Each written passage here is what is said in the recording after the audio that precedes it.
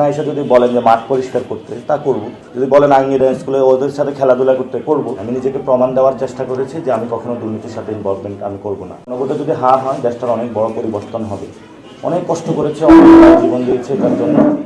এবং এই স্কুলের যদি কোনো সমস্যা হয়, ইনশাল্লাহ যেভাবে এখন এসেছি, ইনশাল্লাহ সন্তান হিসাবে আপনাদের ভাই হিসাবে যে কোনো সময় ডাকবেন, আমি চলে আসবো।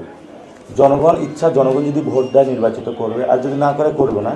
কিন্তু আমি যখন দায়িত্ববোধের জায়গা থেকে এসেছি, আমি সব সময় এখানে এসে চেষ্টা করব।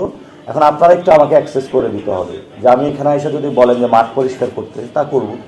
যদি বলেন আঙ্গিরা স্কুলে ওদের সাথে খেলাধুলা করতে, করব। কিন্তু আমি ঢাকা আর্টে যে একটা প্রতিশ্রুতি, যে কাজে নেমেছি, এটা আমি কমপ্লিট করে ছাড়ব ইনশাআল্লাহ।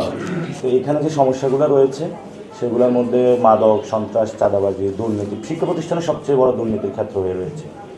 এটা টিচার নিয়োগের ক্ষেত্রে দুর্নীতি, পরীক্ষার মধ্যে দুর্নীতি, তারপরে হলে গার্ডিয়ান থেকে টিচার, ইভেন একজন টিচার উপরের পোস্টে যে মন্ত্রণালয় ফাইল পাঠায়, ওখানেও দুর্নীতি। এগুলো সবগুলো জেনেই কথাটা বলতেছি। আপনারা যারা এখানে সিনিয়র রয়েছেন তাদের প্রতি দায়িত্ববোধের জায়গাটা আরও বেশি। আপনারা প্লিজ এই যে মানুষের যে আমানত ভোটগুলো একটু রক্ষা করবেন। আপনারা সবাই কথা দিচ্ছেন আমাকে যে মানুষের জনগণের পক্ষে কাজ করবেন। ভাই হিসাবে, সন্তান হিসাবে একটু অ্যাকসেপ্ট করে নেবেন।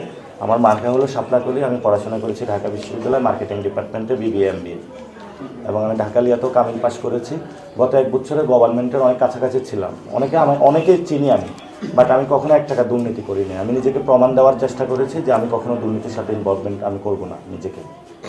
তো যদি সৎ থাকার যদি আপনারা সেই প্রতিশ্রুতির বিষয়ে যদি না দেন, তাহলে কিন্তু একটা মানুষের সৎ থেকে আসলে সমাজে লাভ কী? তখন সৎ মানুষ থাকে, এটা মূল্যায়ন করা হবে, তখন মানুষ আরও সৎ হওয়ার চেষ্টা করবে।